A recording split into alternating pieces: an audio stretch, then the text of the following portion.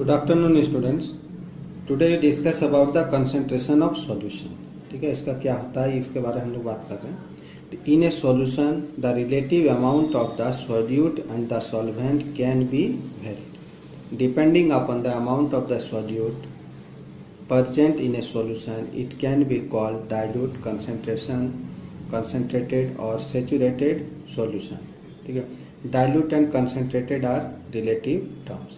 The students, तो you know that solution has two things, solute and solvent. So according to the amount of them, it is categorized in three different things: dilute, concentrated and saturated. So suppose that children, ठीक है, just we giving one example. जैसे suppose that we are taking 100 ml of water in two different beaker A and B. In it also we are taking 100 ml। ठीक है, H2O water हम लोग ले लिए हैं दोनों में। ठीक, beaker A beaker B, in it we are put suppose that 10 gram copper sulphate CuSO4 and in it we are putting suppose that 30 gram CuSO4। ठीक है, पुट कर दिए हम लोग। तो what is the difference between these two solution? If you are observe carefully, both are homogeneous, transparent, clear, but if you are observe carefully, copper sulfate has blue color। ठीक है, तो you are see the color is difference। देखने में तो सिर्फ आपको colour difference लगेगा। ये 30 ग्राम लिए हैं तो ये क्या लगेगा, एपियर मोर डार्क, ये ज़्यादा डार्क एपियर होगा, डार्क ब्लू। ठीक है, डार्क ब्लू इसमें ज़्यादा नज़र आएगा। और इसमें क्या आएगा, ये आपका थोड़ा सा फेंट लाइट ब्लू नज़र आएगा इसमें, कारण कि इसमें क्या है, कॉपर सल्फेट कम लिए हैं। तो इस सब को कंपेयर करते हैं तो इसमें डिफरेंस क्या चीज़ का है, you see the difference only in the solute. किसमें डिफरेंट है, सॉल्यूट में।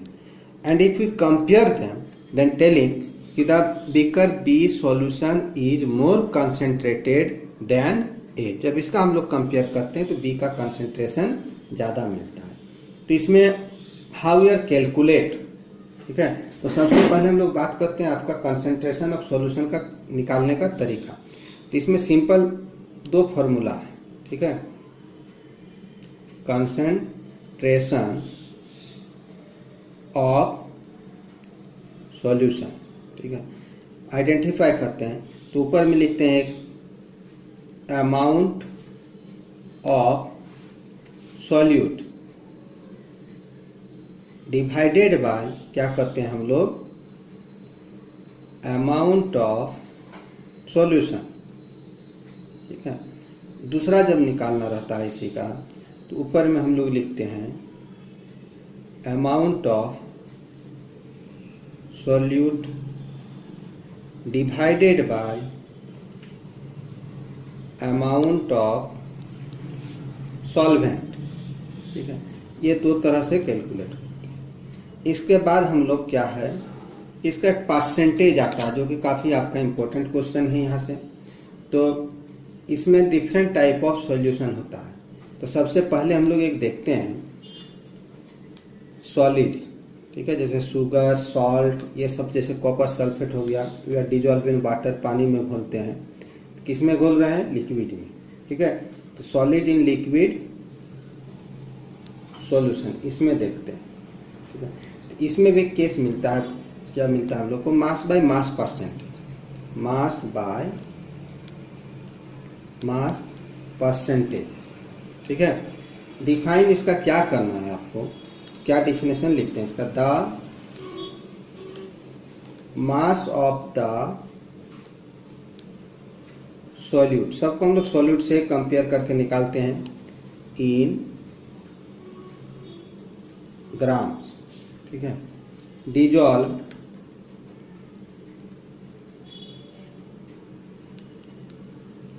इन 100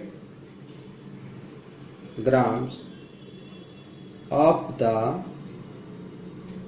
सॉल्यूशन। ठीक है, ये होता है। तो इसमें हम लोग जो फॉर्मूला है कि 100 ग्राम्स में कितना सॉल्यूट डिजॉल्व किया, इस हिसाब से परसेंटेज हम लोग निकालते हैं। तो इसमें आपका फॉर्मूला क्या लिखते हैं हम लोग, mass by mass percentage equal to mass of solute, ठीक है, divided by mass of solution, ठीक है, इंटू 100 करते हैं, परसेंटेज साइन हम लोग पुट कर देते हैं। अब इसमें जैसे सॉल्यूशन है, यदि क्वेश्चन में आपका अलग अलग मास रहेगा सॉल्यूट का, तो बनाते समय सबसे पहले सॉल्यूट प्लस सॉल्वेंट करके फाइंड हम लोग कर लेते हैं, सॉल्यूशन का मास निकालते हैं। और must be remember it is given the mass in form of gram. जब ग्राम में क्वेश्चन में रहेगा तभी ये फॉर्मूला हम लोग यूज करते हैं। Now we see the second case, ठीक है। इसका सेकेंड केस आप हम लोग देखते हैं कि मास बाय वॉल्यूम परसेंटेज होता है, ठीक है, मास बाय वॉल्यूम परसेंटेज। सबसे पहले डिफाइंड करते हैं इसमें हम लोग, क्या होगा देखिए, the mass of the solute, ठीक है, in grams dissolve in 100 ml of the solution, ठीक है।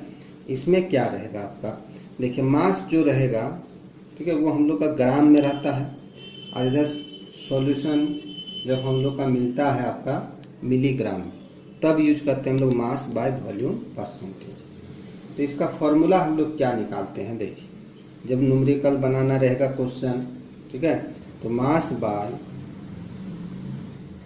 वॉल्यूम परसेंटेज, ठीक है, तब हम लोग क्या लिखते हैं, वही मास ऊपर में लिखना है सॉल्यूट का, मास of solute divided by mass of solution, ठीक है, इनटू क्या करते हैं 100 लगा के परसेंटेज साइन, ठीक है। इसके बाद after that student we are discuss about the next topic. एक फिर होता है आपका जैसे लिक्विड का सॉल्यूशन होता है, ठीक है, इसका लिक्विड इन लिक्विड सॉल्यूशन। जैसे हम लोग कोई फ्रूट जूस को पानी में घोलते हैं, विनेगर को पानी में घोलते हैं, एसिटिक एसिड को पानी में घोलते हैं, ठीक है, तो सब हो गया लिक्विड इन लिक्विड सॉल्यूशन, ठीक है। तो इसका भी हम लोग परसेंटेज जो निकालते हैं, इसमें दोनों आपका लिक्विड ही रहेगा, सॉल्वेंट एंड सॉल्यूट, ठीक है। तो इसमें जो हम लोग निकालेंगे, तो सबसे पहले इसका डिफिनेशन आप देखिए, the volume of the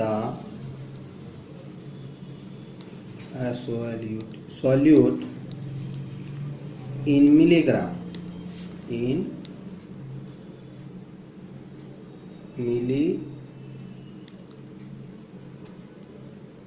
milliliters, ठीक है, dissolved